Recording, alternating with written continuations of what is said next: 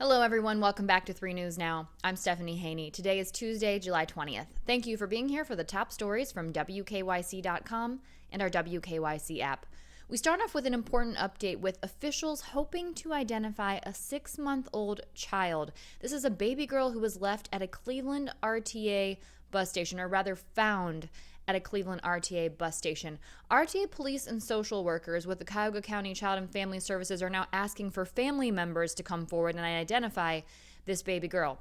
Cuyahoga County has told 3 News that the baby was found on Saturday at the bus station at East 105th and Superior in Cleveland. Now, the child was with an adult, but the officials weren't able to verify the adult's relationship with the child. So RTA says there was an initial call about an incident that came to the Cleveland Division of Police, who transferred it to the RTA's Transit Police, which is what prompted them to go to this location and come upon this child. Now, authorities are asking for family to come forward or anyone who can help identify the child.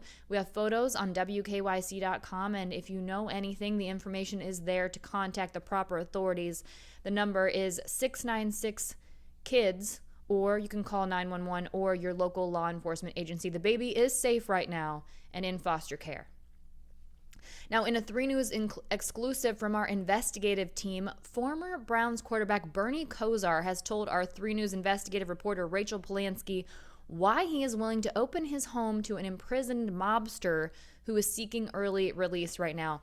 Kosar has offered to open his home to Kevin McTaggart, who served under Danny Green, also known as the Irishman. Now, if you're not familiar with the story of Danny Green, I encourage you to check out the podcast from our investigative team and from Rachel Polanski called Bomb City, USA. It really covers the story of Danny Green in those days here in Cleveland when the mafia was sort of in its heyday in our area. Now, in this exclusive, Rachel talked with Kosar, and she took a tour of his Mantua farm, which is where the reformed gangster, or allegedly reformed gangster, could live after spending 40 years behind bars. He's been in prison since 1983. This is for his role in a wave of mob killings and also drug dealing. He was 26 years old at the time as a lieutenant for the Irishman, Danny Green. So now he's 64, and he's seeking a compassionate release from prison, where he has been, quite literally, the perfect inmate. He does not have a single infraction from his entire time being behind bars. Now, Bernie says that he sees this as an opportunity for growth and an opportunity to further his own journey. Now, he's talked about some of the injuries that he sustained in football and how in overcoming those physical injuries, it helped him physically heal. And also he found holistic medicine, which led to a spiritual healing for him. And he believes that having the opportunity to do good for other people will be beneficial, and that McTaggart has shown he would do that in prison. Now, it's not just Kosar who is coming to his defense here. You can take a look on WKYC.com of all the people who say that McTaggart would be productive in society, including one prison psychologist who, in 1987, records show that McTaggart saved her life. She speaks out on his behalf as well. You can also read the full letter from Bernie Kosar to Judge John Adams, who is overseeing this request for compassionate release. Fascinating stuff.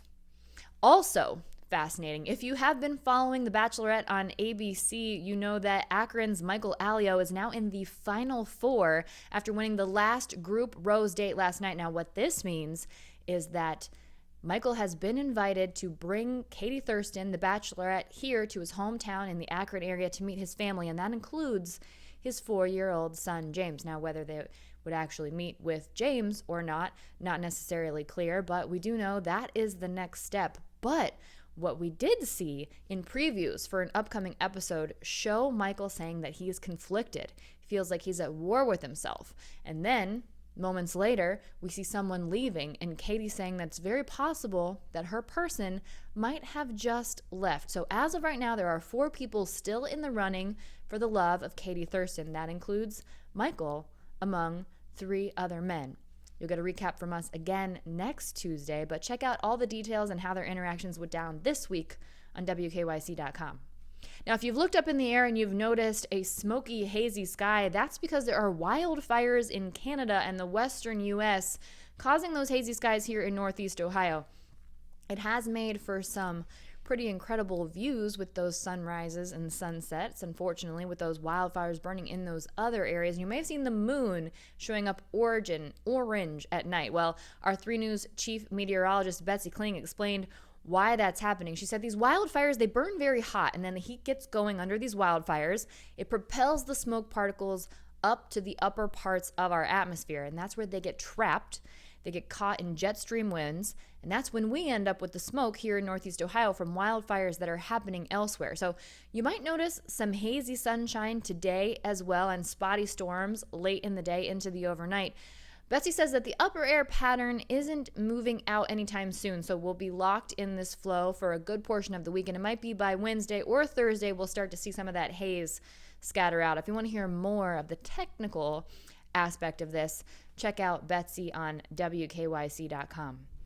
Now, we've had a lot of conversation about mask wearing in schools in the upcoming school year when students will return to in-person learning. Some of them have already been in-person learning, but we do now know that Cleveland Metropolitan School District will be requiring all students and staff to wear masks at the beginning, at least, of this upcoming school year. CMSD CEO Eric Gordon made that announcement on a social media post Monday evening. He says for the first 5 weeks of the school year, students, staff, and guests will all be required to wear masks, whether they're vaccinated for COVID-19 or not.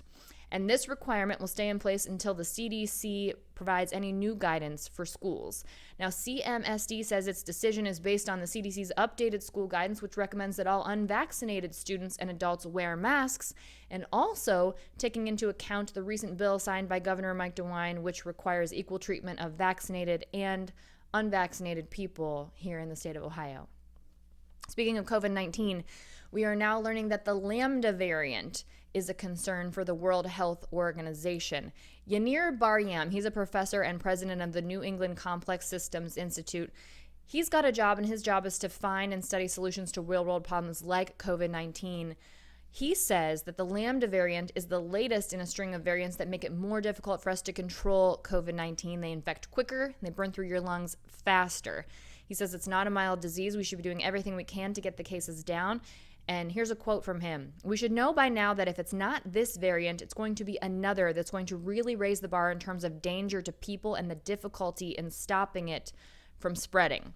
Now, Baryam compared the Delta and the Lambda variants. He says possible that the Lambda becoming a concern, and it might be even faster in terms of spreading than the Delta variant. Now, the Lambda variant is dominant in Peru, and cases in Peru are surging right now. It's been found in 30 other countries, including the United Kingdom. There haven't been any cases of the Lambda variant found in the U.S. yet. Now let's take a look, because it's Tuesday, at the latest COVID-19 numbers across the globe and the U.S. According to Johns Hopkins University, globally, there are now 191,186,239 reported COVID-19 cases. Here in the U.S., just a reminder, we have 4% of the global population. We have 34,141,100 COVID-19 cases. That's almost 18% of those cases. Globally, there have been 4,101,448 reported deaths. In the U.S., we have 609,334 reported COVID-19 deaths. That's 14.9% of the global deaths. Now, the U.S. leads the world in cases and deaths related to COVID-19. But remember, with only 4% of the global population, India is close behind the U.S., and they make up almost 18% of the global population. Here in Ohio, the latest numbers from the Ohio Department of Health show a total of 20,449 reported COVID-19 deaths. That's 38 more than we saw 1 week ago. And the cases are on the rise. We've seen 744 new COVID-19 cases reported in the last day. 348 people are currently being treated in the hospital for COVID-19, and of those people, 87 are being treated in the ICU. Right now in Ohio, about 5.3 million people have been completely vaccinated against COVID-19. That's about 46% of our population. Now, switching gears here, if you've been waiting for the Haunted House restaurant to open in Cleveland Heights, today is the day, and 3 News was there on the scene live streaming the opening ceremony. Now, this is where the Melt Bar and Grilled location used to be on Cedar Road in Cleveland Heights, and now the spooky restaurant is officially open for business. They've got all kinds of horror movie decor, including murals showing Jason Voorhees from Friday the 13th, Pennywise the Clown from It, Frankenstein's Monster, and other things. Posters for the opening say that the only thing scary is how good the food is, and they've got themed food as well. They have something called Brinner, like a cross between brunch and dinner. They've got something called the Twilight. It's chicken and a black waffle. They have the Pennywise. That's a red waffle with fried chicken. They have appetizers including Scooby Snacks, Nashville Massacre, and Nightmare on Elm Street corn. And some of their entrees include The Grudge, something called Bird Box. That's fried chicken breast with Cajun mayo and other things. And the Lurch Burger. We've got a interesting menu including pizza and cocktails that you can check out as well. You can see that linked on WKYC.com.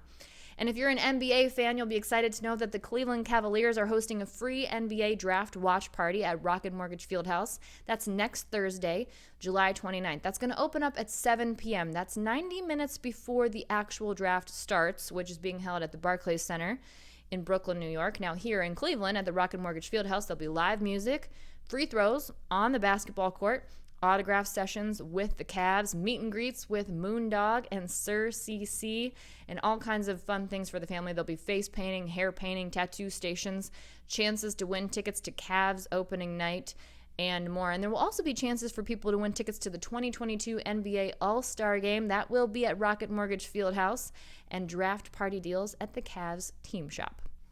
You can sign up for your free ticket to that event with the link at WKYC.com. That's it for your 3 News Now update today for Tuesday, July 20th. I'll see you next up with your trending stories in the Clicking in Cleveland segment on What's New, and I will see you back here tomorrow for more 3 News Now.